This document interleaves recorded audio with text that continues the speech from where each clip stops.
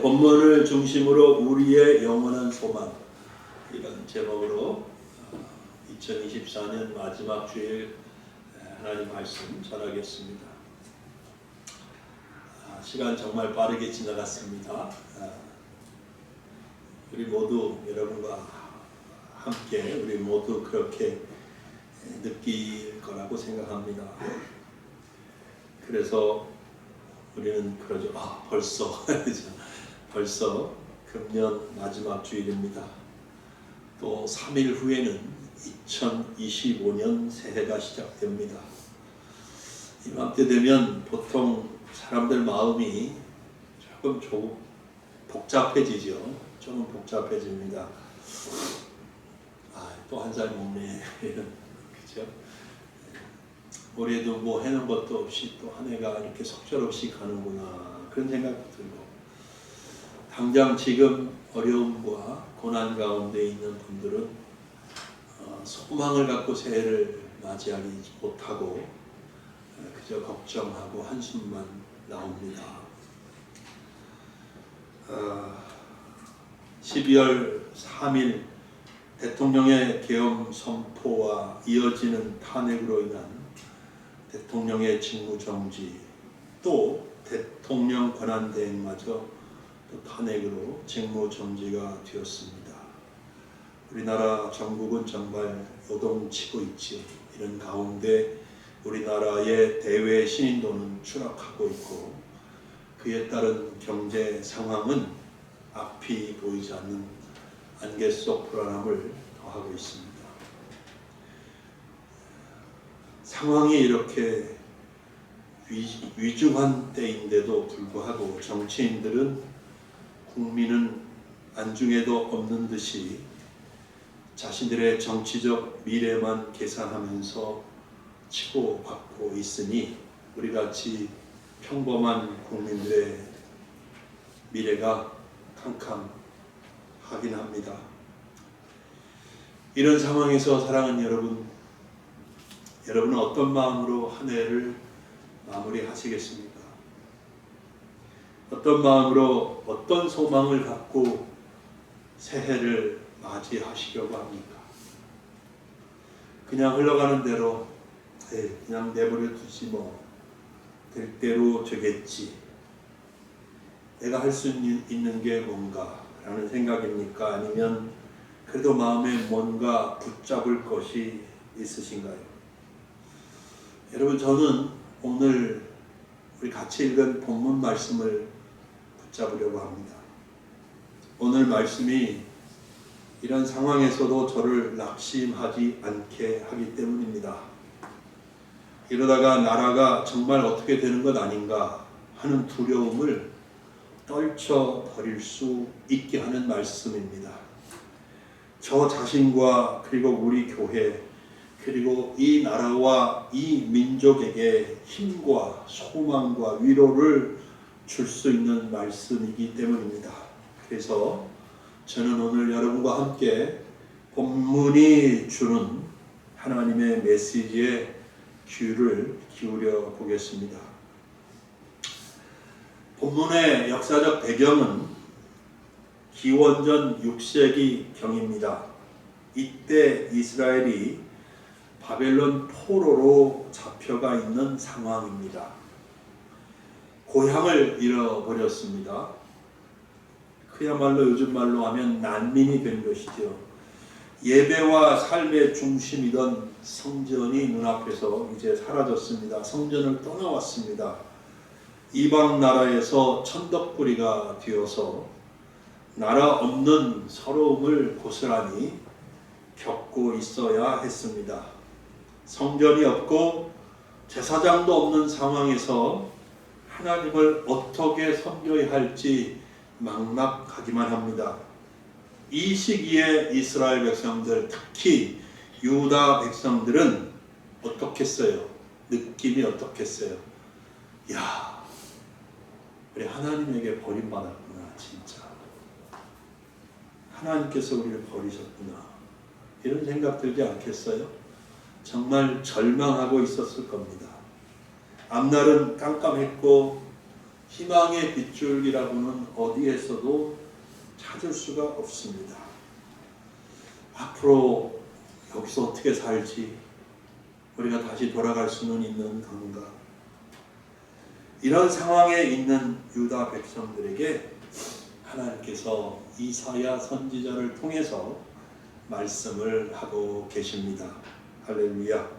그래서 오늘 본문 말씀 보면 하나님이 말씀해 주시는 것을 잘 보면 이런 말씀을 합니다. 첫째는 하나님이 이스라엘을 잊지 않았다고 말씀하고 계십니다. 아멘. 할렐루야. 하나님이 그의 백성 이스라엘을 잊지 않았다. 그런 거예요. 하나님께 버림받은 것 같아서 그 마음이 쓰라린 이스라엘 백성들에게 하나님은 이스라엘을 잊지 않으셨다는 말씀을 하고 계십니다. 1절 말씀 보십시오. 나의 종 야곱, 내가 택한 이스라엘아, 이제 들으라. 이렇게 말씀하고 있고요. 2절도 계속 보십시오. 너를 만들고 너를 모태에서부터 지어낸 너를 뭐할? 도와줄 여호와가 이같이 말하노라. 그럽니다. 유다 백성들은 하나님이 자기들을 잊으신 줄만 알았는데 하나님이 자기들을 버리셨다고 생각했는데 그렇지 않았습니다. 하나님은 이스라엘을 잊지 않으셨습니다. 하나님은 이스라엘 백성들의 창조주라고 말씀하고 계십니다. 이스라엘은 하나님이 택한 백성이라고 말씀하고 있습니다. 하나님은 그런 유다 백성을 잊지 않고 계셨던 겁니다. 이스라엘에게 하신 언약을 결코 잊지 않고 계셨던 것이죠. 이 말씀을 듣는 유다 백성들은 생각해 보십시오. 얼마나 큰 위로와 또 평강과 힘을 얻을 수 있었겠습니까? 분명히 큰 위로와 힘이 되었을 것이라고 생각합니다. 이 말씀이 우리와 무슨 상관이 있냐? 오늘 사랑하는 여러분, 이제 우리는 이 말씀을 읽으면서 비록 BC 기원전 6세기에 이스라엘 백성들에게 유다 백성들에게 하시는 말씀이지만 이제 우리는 이 말씀을 읽으며 이 말씀을 우리에게 하고 있다는 것을 확신할 수 있어야 돼요. 왜냐하면 여러분 우리가 바로 야곱인 거예요. 아멘. 그죠? 하나님이 택하신 이스라엘 백성이라는 사실을 다시 한번 우리가 확신해야 되는 거지요. 에베소서 2장 12절입니다. 에베소서 2장 12절에 사도 바울이 그때에 예수 믿기 전이라는 얘기예요. 그때에 너희는 그리스도 밖에 있었고 이스라엘 나라 밖의 사람이라 약속의 언약들에 대하여는 외인이요 세상에서 소망이 없고 하나님도 없는 자이더니. 그래요. 사도 바울은 에베소서 교회 성도들을 향하여 이 말을 하고 있는 거예요. 마찬가지입니다. 에베소 교회 성도들처럼 우리도 이전에는 그리스도 밖에 있었습니다. 이스라엘 나라 밖의 사람이었습니다. 그죠? 이스라엘 백성들이 아니었잖아요. 하나님의 약속들과 아무 상관없는 외인이었습니다. 그래서 세상에서 우리도 소망이 없는 사람들이었고 하나님을 모르는 그런 사람들이었습니다. 그런데 이제는 달라졌지요. 예수 그리스도를 구주로 믿는 우리의 신분은 완전히 바뀌었습니다. 그래서 에베소서 2장 19절에서 사도 바울이 다시 말합니다. 그러므로 이제부터 너희는 외인도 아니요 나그네도 아니요 오직 성도들과 동일한 시민이요 하나님의 권속이라. 아멘. 네. 여러분 이제 우리는 더 이상 외인이 아닙니다. 정처 없고 돌아갈 고향이 없는 나그네가 아닙니다. 이제는 하나님 나라의 백성이 되었습니다. 이제는 하나님 아버지의 자녀인 거예요. 우리도 이스라엘인 것입니다. 본문의 표현대로 우리는 이제 영적인 야곱입니다. 영적인 이스라엘입니다. 우리는 하나님이 택하셔서 자기 백성으로 삼으신 하나님의 친백성이 된 것입니다. 그러므로 여러분 기억하십시오. 하나님은 절대로 저와 여러분을, 하나님의 백성들을 잊어버리지 않으십니다. 하나님의 백성들이 기도하고 있는 이 나라를 하나님은 잊지 않고 계신다고 믿습니다. 보고 계시고 돌보고 계십니다. 여러분 아무리 어려운 상황과 형편 가운데 있더라도 그러므로 절대로 낭망하지 마시기 바라요. 울음과 한숨을 그치기 바랍니다. 하나님이 우리 한 사람 한 사람을 잊지 않으셨고 지금도 보고 계시고 돌보고 계시기 때문입니다. 하나님이 여전히 우리를 보고 계십니다. 우리가 어떤 형편과 처지에 있는지 하나님은 다 알고 계십니다. 우리는 이 사실을 잊을 때가 너무 많아요. 어려워지면, 실패하게 되면, 또 고난을 만나게 되면 하나님이 나를 잊으셨는지, 하나님이 나를 사랑하지 않는지, 하나님께서 나를 그냥 모른 채 내버려두고 계신 건 아닌지 하는 의심을 하게 됩니다. 그러나 다시 말씀드립니다. 하나님은 절대로 우리를 잊지 않으십니다. 아멘. 기억하시기 바랍니다. 둘째로 하나님은 어떤 메시지를 이스라엘 백성들에게 주느냐 하면 위로와 평안을 약속하십니다. 위로와 평안. 정말 소망이 다 끊기고 이방 나라에서 포로가 되어 잡혀와서 그 압박과 서름 아래 있는 그 백성들에게 위로와 평안을 약속하고 계십니다. 2절을 다시 보면 하나님께서 말씀하시죠. 너를 만들고, 그죠? 너를 모태에서 지어낸 너를 도와줄 여호와가 이같이 말하노라. 그래요? 나의 종 야곱, 내가 택한 여호수르나 두려워하지 말라. 두려워하지 말래요. 하나님이 저한테 여러분에게 꼭 말해주래요. 두려워하지 말라고.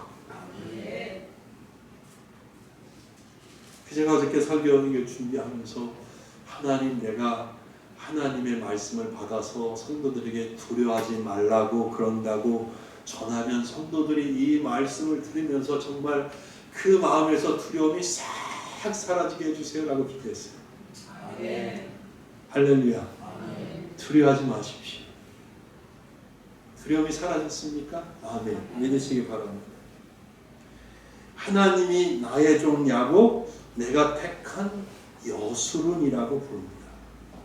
또 야곱은 이스라엘 12지파를 통칭해서 부르는 이름인 거 아실 겁니다. 왜냐하면 야곱이 야복강에서 천사와 씨름하면서 나를 축복하지 않으면 보내주지 않겠습니다 그랬더니 어떤 이름을 줬어요? 이스라엘이라고 하는 이름을 줬잖아요. 그러니까 야곱은 이스라엘이고 이스라엘은 야곱이에요. 그러니까 이스라엘 백성들을 부르는 말이에요. 근데 주목하고 싶은 것은 하나님이 여기서 이스라엘을 또 다른 이름으로 불러요. 뭐라고 부릅니까? 내가 택한 여수르나 이렇게 불러요. 신명기 32장 15절에도 이스라엘을 여수룬이라고 부르는데요. 이 이름은 이스라엘을 바라보시는 하나님이 특별히 사랑과 돌보심을 갖고 부르는 이름이에요. 너무 이뻐하면서 너무 사랑스러워하면서 부르는 이름이에요. 그래서 이 이름은 하나님의 사랑과 돌보심이 되게 강조된 이름인 거예요. 이해하시겠어요? 네. 그러니까 하나님이 그래서 여스르나 이렇게 부르시잖아요. 나의 택한 여스르나 두려워하지 마. 하나님은 이렇게 사랑스러운 이름으로 이스라엘을 부르시면서 뭐라 그래요? 두려워하지 말라. 여러분 정말 두려워하지 마시기 바랍니다. 네. 어떤 형편에 있어도 두려워하지 마세요. 나라가 좀 복잡해도 두려워하지 마세요. 이북이 이러다가 쳐들어오는 거 아니에요? 두려워하지 마세요. 경제가 어려워지는 거 두려워하지 마세요. 여러분 이 말씀을 듣는 이스라엘 백성들은 정말 참 많은 위로를 얻었을 것이고 힘을 얻었을 것이고 평안을 얻었을 것이라고 생각이 돼요. 그래서 저는 사랑하는 여러분 한 분 한 분이 두려워하지 말라고 하시는 이 하나님의 음성을 꼭 들었으면 좋겠어요. 오늘 들으시든지 내일 들으시든지 올해가 가기 전에 꼭 들으셨으면 좋겠어요. 이 시간에 들으면 더 좋지. 그래서 저는 이 시간에 하나님께서 이렇게 말씀하고 계신다고 확신을 하게 되었어요. 그래서 설교 원고에 그대로 썼어요. 들어보세요. 나의 사랑하는 신림 소망 교회 성도들아, 내가 너희를 사랑한다. 지금 너의 형편이 어렵고 나라의 정치 상황이 복잡하고 네 나라의 외교, 안보, 경제가 위기에 있다 해도 두려워하지 말라. 내가 도와줄 것이다. 제가 이렇게 받아 적었어요. 하나님이 불러준. 할렐루야. 두려워하지 마시기를 바랍니다. 자, 도와줄 것이다. 하나님이 유다 백성들을 어떻게 도와주시겠다고 하시고 계십니까? 그것이 바로 3절부터 5절까지의 기록이 된 거예요. 3절부터 5절까지 보세요. 나는 목마른 자에게 물을 주며 마른 땅에 시내가 흐르게 하며 나의 영을 내 자손에게 나의 복을 내 후손에게 부어 주리니 그들이 풀 가운데에서 솟아나기를 시냇가에 버들같이 할 것이라. 한 사람은 이르기를 나는 여호와께 속하였다 할 것이며 또 한 사람은 야곱의 이름으로 자기를 부를 것이며 또 다른 사람은 자기가 여호와께 속하였음을 그의 손으로 기록하고 이스라엘의 이름으로 존귀히 여김을 받으리라. 하나님께서 이스라엘을 회복시켜 주시고 축복하시겠다는 말씀이에요. 조금 더 설명을 드리면 3절 말씀 보고 계셔보세요. 3절 말씀은 영적인 갈증과 메마른 상태에 있는 이스라엘 백성에게 하나님의 영과 축복을 부어주시겠다고 하는 상징의 말씀입니다. 4절을 보고 계세요. 4절은 이스라엘 백성이 시냇가의 버드나무처럼 번성하며 강성하게 될 것이라고 하는 말씀입니다. 5절을 보십시오. 이 말씀은 관계의 회복을 말합니다. 이스라엘은 이제 자발적으로 자신들이 하나님께 속한 사람이라고 말하고 다닙니다. 그리고 나는 하나님의 백성이야, 이것을 자랑스러워할 것이라고 말씀하고 계시는 거예요. 그만큼 하나님께서 회복시켜 주시고 높여 주시고 열방 가운데서 칭찬과 명예를 얻게 해 주실 거라고 말씀하는 거예요. 아멘. 하나님은 포로로 잡혀간 백성들의 그 암울한 현실에서도 그 필요를 채워주실 것이고 도와주셔서 잘 견디고 승리하게 하실 것이다. 아멘. 또한 하나님의 백성들이 영적으로 더욱 성장해서 시냇가의 버드나무처럼 부족함이 없이 물을 공급받으며 쑥쑥 자라서 번성하게 하실 것이고, 그래서 장차 내가 하나님의 백성이야, 하나님이 내 아버지야, 나는 그분의 아들이고 딸이야, 이 사실을 자랑스럽게 외치고 다니게 해주실 거라고 말씀하고 있잖아요. 할렐루야 아닙니까? 저는 하나님께서 오늘 우리에게도 똑같이 말씀을 해주신다고 받아들이고 믿습니다. 우리가 처해 있는 이런저런 어려운 상황과 형편이 암울하고 또 두렵기까지 한 것이 사실이지만, 하나님께서 이 말씀을 우리에게 해주신 것 때문에 위로를 얻고 힘을 얻습니다. 우리를 창조하시고 우리를 택하시고 부르신 하나님이 하시는 말씀이니까 더욱 그렇습니다. 그런데 이런 말씀을 별것도 아닌 자가 하면 콧방귀 끼게 되겠죠. 네? 믿을 수 없는 자가 이런 얘기를 해주면 네가 뭔데? 이런 반응이 나올 수밖에 없잖아요. 근데 하나님이 참 기가 막히게 바로 여기서 이스라엘 백성들에게 자신이 어떤 신인지 다시 한번 확신시켜주고 있는 거예요. 내가 이런 신이잖아, 내가 참 신이잖아, 그러면서 당신이 하신 말씀에 신뢰를 주고 있는 거예요. 뭐라고 얘기합니까? 6절 보십시오. 이스라엘의 왕인 여호와, 이스라엘의 구원자인 만군의 여호와가 이같이 말하노라. 나는 처음이요 나는 마지막이라. 나 외에 다른 신이 없느니라. 아멘. 나는 처음이라고 하는 얘기는 이 모든 것을 시작한 자가 나다. 그리고 그 과정을 붙들고 가고 그 과정 속에 역사하고 일하고 있어서 마지막, 나는 마지막이다라고 할 때 반드시 내 뜻대로 마무리 질 것이고 내 뜻대로 이루고 영광을 받고 내 이름을 높일 것이고 내 백성을 높일 것이다. 그렇게 말씀하고 있는 거예요. 이렇게 할 다른 신이 없다. 바로 나 외에 다른 신이 없다. 내가 그 일을 할 수 있는 살아있는 참 신이다라고 이스라엘 백성들에게 다시 한번 가르쳐주고 있으십니다.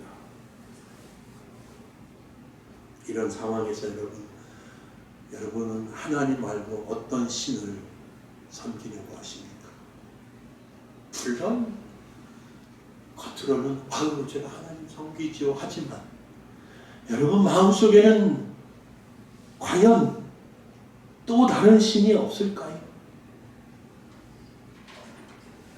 사람들은요 다 자기 신이 있어요.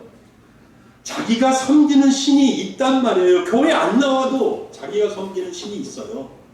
아무 종교 없다고 하는 사람도 자기가 믿는 신이 있어요. 세상에 있는 그 무엇, 뭔가 붙들고 있는 그것을 마치 신인 것처럼 의지하고 섬기면서 살고 있다는 거예요. 그게 돈이 될 수도 있고 그게 명예가 될 수도 있고 그게 권세가 될 수도 있고 대중적인 인기가 될 수도 있고 어떤 사람에게는 학벌일 수 있고 어떤 사람에게는 대기업 같은 좋은 직장일 수 있단 말이에요. 그것 때문에 인생을 걸고 그것 때문에 달려가고 그것 때문에 노력하고 그래서 그것을 얻으면 정말 세상에서 다 얻은 것처럼 자랑스러워하고 행복해하고 그것을 놓치면 세상에서 모든 것을 다 잃어버린 양 세상에서 자기가 제일 불행한 사람인 것처럼 그렇게 좌절하고 낭망한다는 거예요. 왜냐하면 사람들은 그것들이 자신의 삶을 행복하게 해줄 수 있다고 믿기 때문이에요. 그것들이 자신을 불행하게도 할 수 있다고 믿어요. 그러다 보니 그것들을 인생의 의미로 삼고 인생의 목적으로 삼고 달려간다는 거지요. 그러나 여러분 생각해 보십시오. 그런 것들이 여러분을 영원히 행복하게 해줄 수 있습니까? 그런 것들이 정말 여러분의 인생의 목적이고 의미가 될 수 있습니까? 아니거든요. 절대 아니거든요. 하나님 외에는 다른 신이 없어요. 하나님 외에는 우리가 쫓아갈 신이 없는 거예요. 하나님 말고는 이 세상에 그 어떤 것도 믿고 의지하고 따라갈 게 없다는 얘기예요, 여러분. 그럼에도 불구하고 그것들을 잡으려고 쫓아가는 사람은 결국은 불행해집니다. 결국은 후회합니다. 결국은 눈물 쏟습니다. 결국은 가슴을 부여잡고 쓰라린 고통 속에 울을 수밖에 없어요. 절대 그렇게 하지 마세요. 오직 하나님만 바라보시길 바랍니다. 우리가 섬기는 만물의 창조주시며 예수 그리스도의 아버지가 되시는 여호와 하나님 그분만이 나의 참신이라고 고백하십시오. 그분이 역사의 주권자이십니다. 그분이 내 삶에 살고 죽는 것 그리고 내 삶의 화와 복을 한 손에 붙잡고 계시는 분인 거예요. 그 하나님이 이 나라의 운명도 붙잡고 계신다고 저는 확신합니다. 그래서 우리 모두에게 오직 하나님이 우리의 소망인 겁니다. 우리의 영원한 소망인 것입니다. 하나님이 우리의 의지가 되시는 것이고 피난처가 되십니다. 우리를 구할 반석이시며 생수가 되십니다. 이제 말씀을 맺겠습니다. 사랑하는 여러분, 정말 여러분 사랑합니다. 사랑하는 여러분, 꼭 하나님 붙잡으십시오. 하나님만 붙잡으십시오. 꼭 하나님만 붙잡으십시오. 아무리 어려워도 갑갑해도 무너지는 것 같아도 낭떠러지기에서 떨어지는 것 같아도 하나님 붙잡으시기 바랍니다. 하나님을 부르고 하나님만 의지하고 큰 마음으로 큰 믿음으로 2024년 한 해를 감사하면서 보내줍시다. 후회하지 말고 안타까워하지 말고 쓰라린 마음으로 고통스러워하지 말고 하나님께서 그래도 붙들어 주셨으니 여기까지 왔다고 하는 고백과 함께 감사하면서 무구네를 보내고 그리고 하나님을 믿는 믿음으로 이 소망의 하나님 믿는 믿음으로 새해를 2025년을 맞이할 수 있기를 바랍니다. 이제 스바냐서 3장 17절 아까 예배 시작할 때 묵도할 때 읽었던 말씀 읽어드림으로 설교를 마치겠습니다. 스바냐 3장 17절입니다. 너의 하나님 여호와가 너희 가운데에 계시니 그는 구원을 베푸실 전능자이시라. 그가 너로 말미암아 기쁨을 이기지 못하시며 너를 잠잠히 사랑하시며 너로 말미암아 즐거이 부르며 기뻐하시리라. 아멘. 우리 기도하겠습니다.